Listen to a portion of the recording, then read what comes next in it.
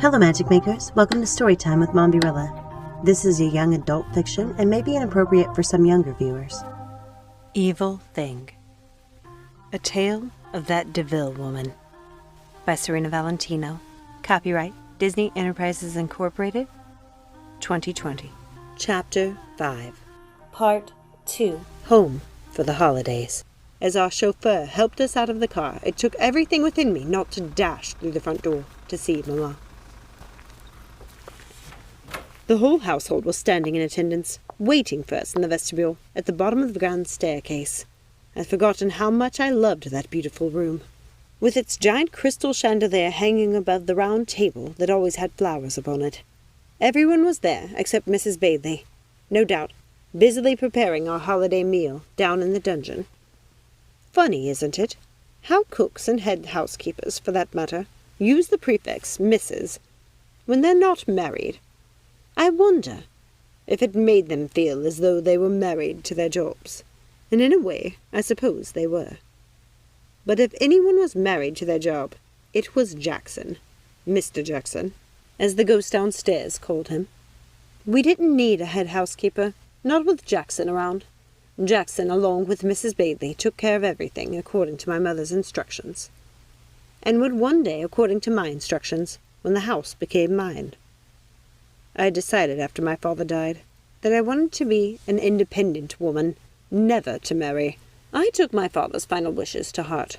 I would keep his name, and there was no man worth his salt who would agree to take his wife's name, unless of course she was the Queen of England, and though my family may have been grand and royally connected, I wasn't the Queen.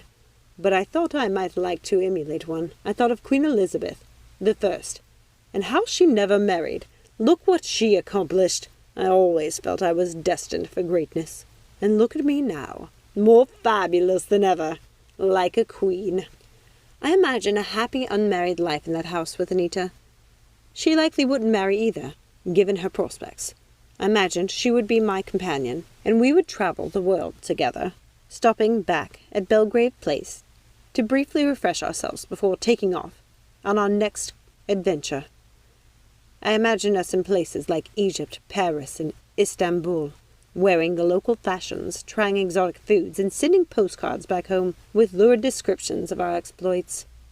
I was excited to make my way to the morning room to see if Mama was there, when a woman I had never seen before broke off from the other ghost and approached me.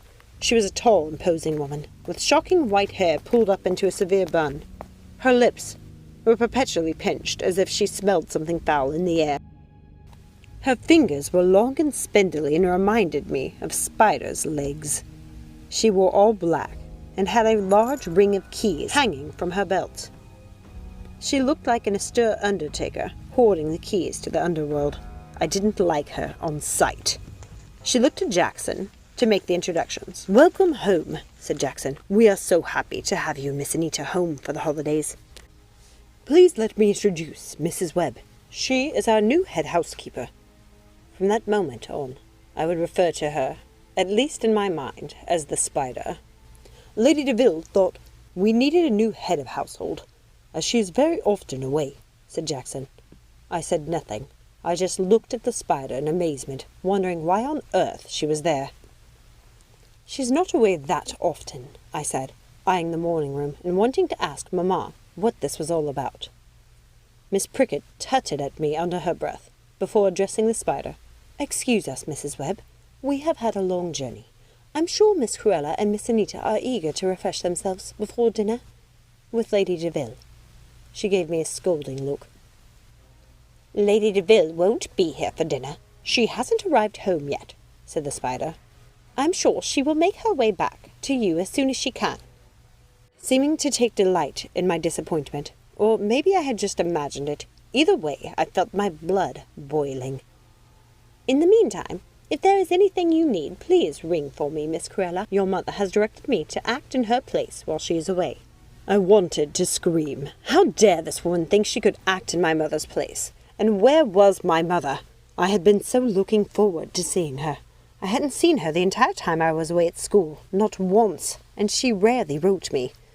Most of her news I learned from Miss Prickett, who was in constant correspondence. I had to do something to win back her favor. "When will she be back? Before Christmas, I'm sure," said Miss Prickett. Then she added quickly, "Come, girls, let's get you settled in your rooms and unpacked. You've had a long journey." And she escorted Anita and me upstairs to our rooms. I remember looking down on all the servants as I reached the first landing, disappearing through the door under the stairs. But the most disturbing sight was Mrs. Webb, skittering behind them like a spider, made of smoke and sulphur. I didn't like her one bit. Thank you so much for listening. I hope you enjoyed this reading.